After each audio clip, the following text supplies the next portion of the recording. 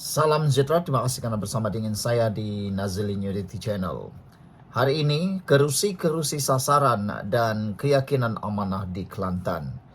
Baru-baru ini amanah mengeluarkan satu keyakinan bahwa mereka akan dapat mencuri beberapa kerusi di Kelantan. Berita itu pastinya akan menakutkan dan menggentarkan PAS. Jangan silap, kerana tiada satu pun parti politik di dunia ini boleh dianggap selamat pada era moden ini. Lihat saja kepada Barisan Nasional, berpuluh-puluh tahun memerintah, seakan-akan kebal, akhirnya tewas juga. Adakah Kelantan akan mengalami nasib yang sama di Kelantan? Mungkinkah rakyat Kelantan akan membuat protes selepas berpuluh tahun diperintah oleh PAS tetapi masih tidak mendapat apa-apa kemajuan yang setara dengan negeri-negeri maju yang lain yang ada di semenanjung Malaysia? Adakah anak-anak muda yang ada di Kelantan maupun golongan-golongan yang sudah berusia mula sedar bahawa PAS tidak mampu membawa apa-apa perubahan yang terlalu ketara dalam negeri tersebut? Jangan kita silap, ini zaman moden yang mana apa-apa saja pun boleh berlaku. Penganalisis politik menyebutnya sebagai dinamik. Para pengundi sekarang ini amat dinamik. Jangan disilap, mungkin tahun lepas mereka menyokong anda, tapi mungkin pada tahun ini atau semalam atau beberapa jam yang lepas, mereka sudah mula kecewa dan meninggalkan anda. Jadi tiada mustahil PAS akan tewas di Kelantan dan akan kehilangan kerusi. Kerana seperti yang selalu diwar-warkan oleh ahli politik yang ada di Semenanjung, mereka kata Kelantan sudah terlalu jauh ditinggalkan berbanding oleh negeri-negeri yang lain. Jadi, tiadalah mustahil bahawa kerusi-kerusi yang ada di Kelantan akan berjaya dirampas oleh parti amanah. Persoalannya, kerusi apakah yang akan berjaya dirampas itu? Amanah menyasarkan antara lain kerusi-kerusi Dewan Undangan Negeri yang terletak di kawasan Parlimen Kota Bahru dan Kubang Krian. Deda Setiausaha Agung Parti Faiz Fadzil. Ini bermakna Tanjung Mas, Kota Lama, Bunut Payung, Salur, Pasir Tumbuh dan Demit merupakan antara kerusi-kerusi sasaran di dalam pilihan raya negeri akan datang. Beliau berkata keyakinan amanah untuk memenangi kerusi-kerusi di Kelantan adalah berdasarkan pelbagai faktor. Ada perubahan ketara di Kelantan. Terdapat desakan dari kalangan anak muda. Kemenangan di Nenggiri menunjukkan Nenggiri bukan lagi fix deposit Perikatan Nasional PN. Kita yakin isu tata kelola, ketiadaan peluang kerja dan ekonomi akan buat rakyat di sana sedar. PAS gagal meskipun memerintah selama 30 tahun.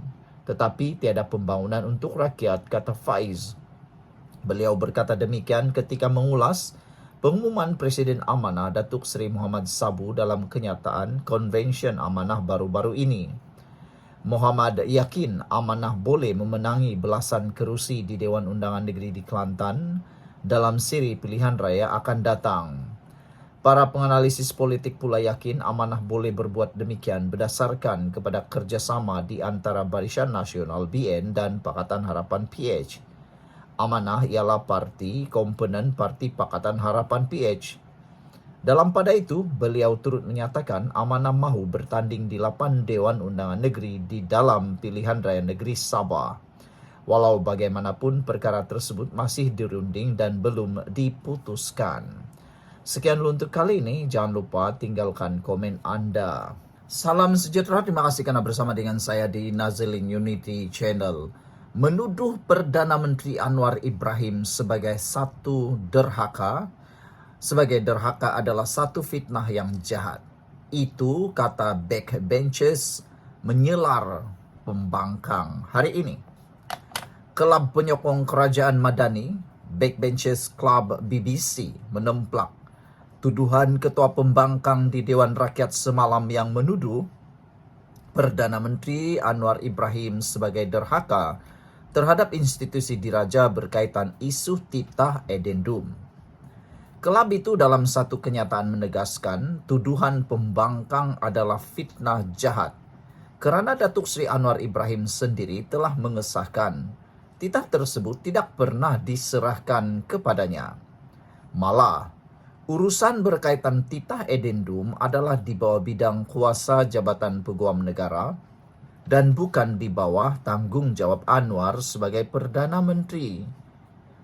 Kami, Kelab Penyokong Kerajaan, ingin menegaskan bahawa tuduhan yang mendakwa Perdana Menteri menderhaka terhadap institusi diraja adalah satu fitnah jahat dan tidak berasas. Tiada unsur penderhakaan oleh Perdana Menteri. Menyatakan fakta yang benar tidak boleh dianggap sebagai penderhakaan, katanya lagi. Kelab itu menambah, tuduhan pembangkang adalah taktik lama untuk mengelirukan rakyat dengan memainkan sentimen institusi diraja demi kepentingan politik mereka sendiri. Ini katanya adalah satu cubaan yang tidak bertanggung jawab untuk mencetuskan keresahan dalam kalangan rakyat. Kelab Penyokong Kerajaan Madani berkata lagi, fitnah begini bukan sahaja mencerminkan ketidakmatangan politik, tetapi juga boleh merosakkan hubungan antara kerajaan dan institusi diraja serta menjejaskan imej negara di peringkat antarabangsa.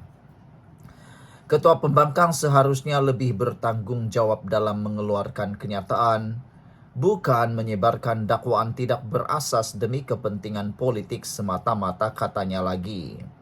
Selain itu, dakwaan bahawa pelabur tidak akan masuk ke negara ini kerana kononnya berlaku penderhakaan adalah tidak berasas.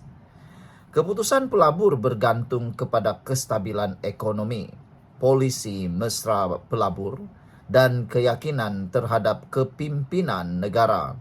Bukannya fitnah politik yang tidak berlandaskan realiti, ujar kelab itu lagi.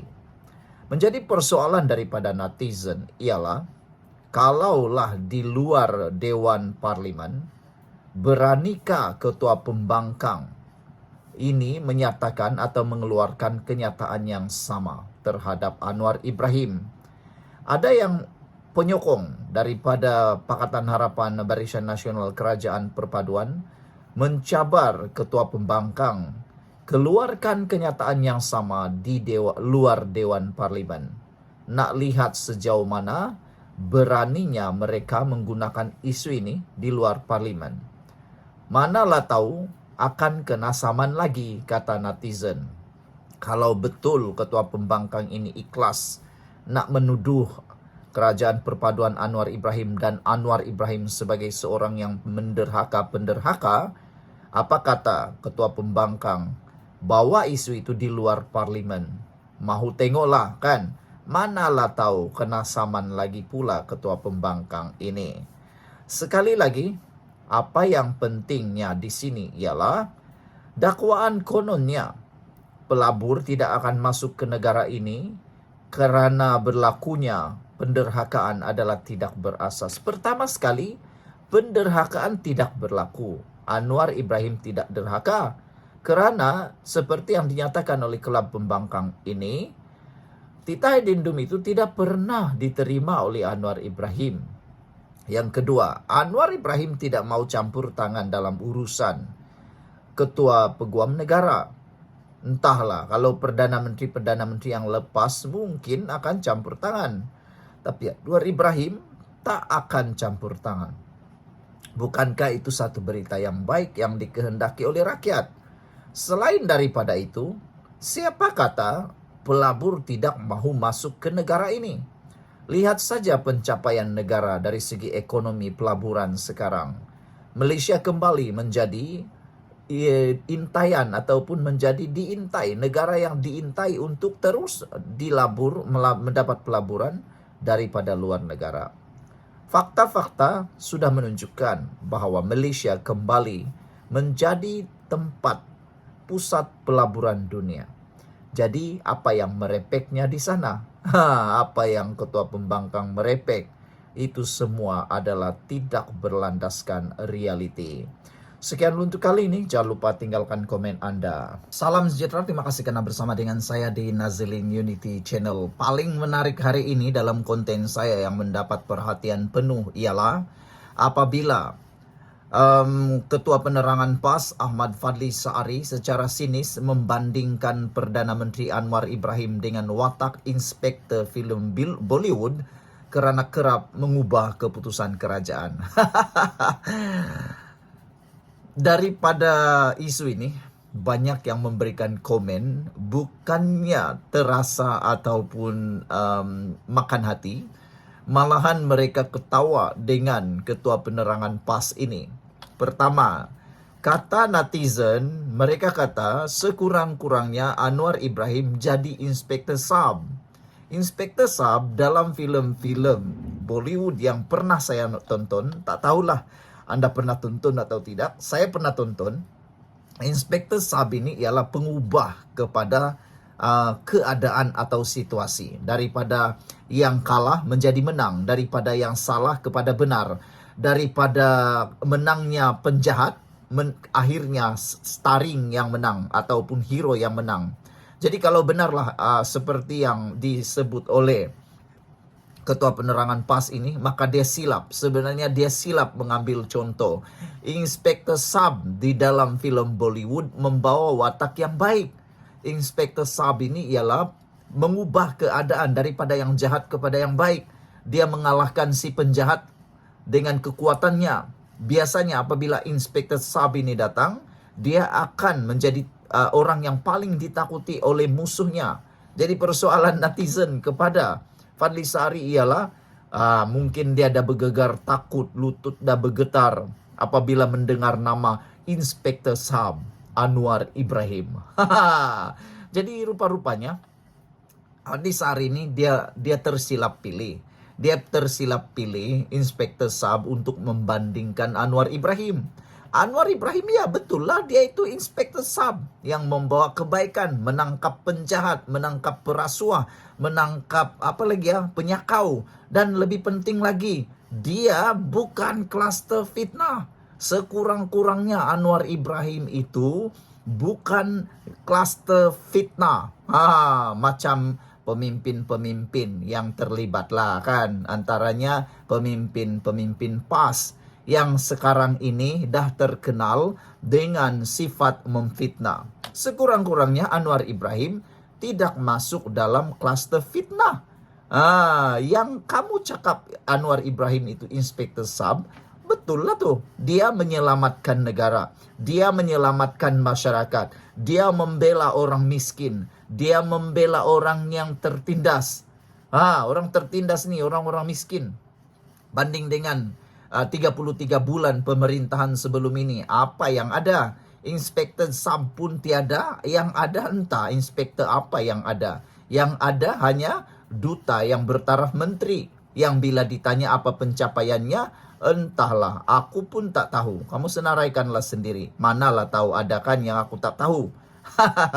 Selain itu, netizen juga kata sekurang-kurangnya Anwar Ibrahim itu adalah pemerintah yang bertanggung jawab seperti Inspektur Sab. Bukannya pemerintah yang hanya bercakap kosong, tin kosong. Saudara-saudara sekalian, ramai netizen memberikan reaksi kepada isu yang ditimbulkan oleh Fadli Saari ini, yaitu Ketua Penerangan PAS ini. Mereka kata, Fadli Saari ini hobinya menonton filem Bollywood kah sampai mengambil perbandingan Inspektur Sab untuk mahu cuba menjatuhkan kredibiliti Anwar dan kerajaan perpaduan ini. Dia kata Anwar Ibrahim ini seperti Inspektur Sab atau Inspektur filem Bollywood kerana kerap mengubah keputusan kerajaan. Dia tak tahukah ketua kerajaan ini ialah Anwar Ibrahim. Semua keputusan sebenarnya bergantung kepada kabinet yang dipengerusikan oleh Anwar Ibrahim. Jadi, nak tanyalah dulu pemimpin-pemimpin Anda yang menjadi pemimpin Perikatan Nasional dulu, mampukah menjalankan kuasa seperti Anwar Ibrahim? Saudara, beberapa komen daripada netizen untuk isu kali ini. Kata netizen menasihati Fadly Syahri ini, kata beliau, Halimi MN kata mata beliau ada magic terutama bila memandang sesuatu. Kotaro Minami kata, kamu pula macam watak membebel dalam film, tak habis-habis merapu. Fadly Syahri dikatakan oleh Kotaro Minami sebagai, kamu pula macam watak membebel dalam film, macam nenek-nenek, macam maci-maci, tak habis-habis merapu. Nak bagi sumbangan idea, tak ada. Nak membagi sumbangan pembangunan dalam bentuk cadangan, kosong. Tiada pun kita pernah dengar. Asik-asik membebel cerita, kosong. Asik-asik seperti itu. Cubalah bagi pandangan yang baik kan. Contohnya macam mana membaiki musim banjir di Kelantan, macam mana nak bantu Terengganu supaya tanah Hakis itu dapat diperbaiki, macam mana membantu Kedah, nak membaiki projek terbengkalai. LRA kalau aku tak silap projek itu. Nak membantu Perlis supaya lebih banyak pelancong datang di sana. Itu kan lebih baik. Bagilah cadangan-cadangan seperti ini. Seperti itu. Ini tak habis-habis nak merapu, kata Kotaro Minami. Tok Mudim kata, kalau kenaikan tarif elektrik hanya akan dikenakan kepada pengguna industri dan golongan berpendapatan tinggi. Industri fitnah pas tu pun kalau boleh kasih naik juga tarif elektriknya. Tok Mudim ini sebenarnya dia coba untuk Coba untuk menyindir lah. Dia menyindir Fadly Syahri. Dia kata pas ni dah mula ada industri fitnah kah, kata Tok Mudim, kerana dah banyak yang terkena fitnah, terkena saman fitnah. Dan itulah sekurang-kurangnya, kata netizen yang berbual dengan saya, sekurang-kurangnya Anwar Ibrahim tu tidaklah masuk dalam kluster fitnah. Sekurang-kurangnya Anwar Ibrahim tidak masuklah dalam kluster yang pernah dapat teguran daripada istana negara, daripada istana dan daripada raja-raja. Jadi kalau nak bagi perbandingan itu, bagilah perbandingan yang baik sikit. Ini ambil Inspektur Sab. Itu lagi baiklah sebenarnya. Bagilah perbandingan yang lebih bijak kan. Ini bagi perbandingan yang boleh menjerat leher sendiri. Okeylah, tak apalah. Lain kali bagilah perbandingan contoh inspektur yang lain ya. Okey, jadi itu dulu untuk kali ini. Jangan lupa tinggalkan komen anda. Bye-bye.